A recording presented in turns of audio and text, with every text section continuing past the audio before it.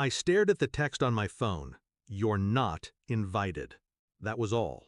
No explanation, no hesitation, just 7 words that burned like acid. I had wired over $100,000 to fund her wedding. The venue, the flowers, the catering, even her designer gown. Every detail she had dreamed about since we were kids. Paid for by me. And now, just days before the wedding, she cut me out with the cruelty of a blade. I didn't respond. I didn't call. I didn't beg. I just sat there, silent, staring at the screen, and smiled. When we were little, I used to defend her. Our parents worked long hours, and she clung to me like a shadow. I'd share my snacks, my clothes, even my allowance. She'd cry, and I'd wipe her tears. She'd laugh, and I'd laugh louder, just to keep her happy. But somewhere along the way, she learned that I was her safety net, that I would always give, that my loyalty had no price. She mistook love for weakness. The betrayal didn't come all at once. It was in the small jabs first. God, you're so uptight. Don't you get tired of working all the time? She's successful, but she's alone. I brushed it off. Family fights, I told myself. Harmless words. But the shift was there. She was becoming entitled, spoiled by my sacrifices. When her fiancé proposed, she called me first, not to share her joy, but to ask for money. "It'll be the wedding of the decade," she said, "and you'll be part of it forever." I said yes, foolishly. I thought it meant belonging. The text was my proof that my sister didn't see me as family anymore, only as a wallet. She thought she could erase me after I paid the price, so I erased her wedding. I called the venue first. My name was on the contract, paid in full, under my account. "I'd like to cancel," I said. There was a pause, then the soft shuffle of papers. The entire event? Yes. I called the florist next, the caterer, the band, the photographer.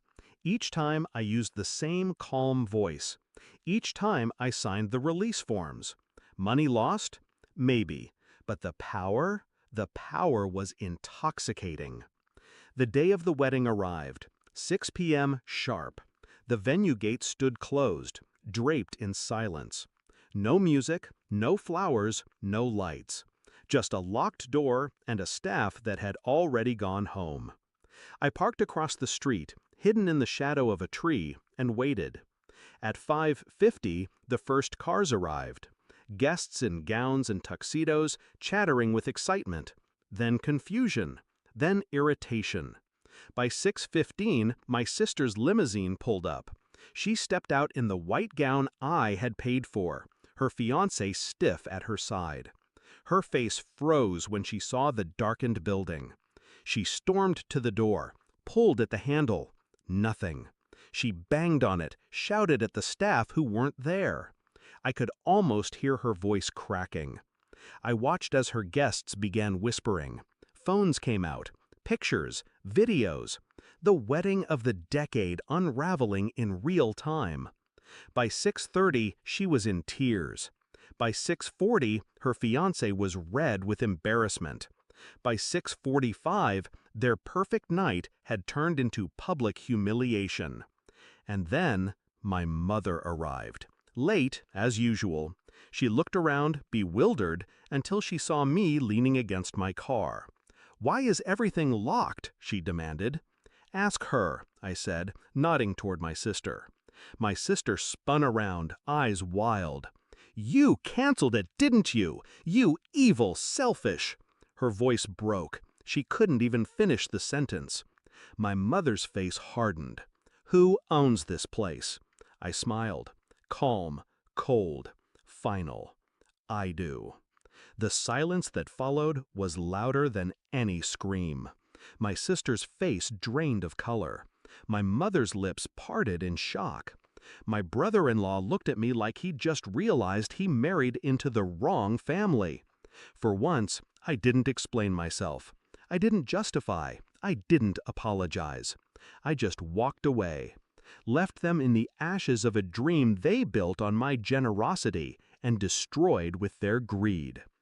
That night, I poured myself a glass of wine and sat by the window, watching the city lights flicker.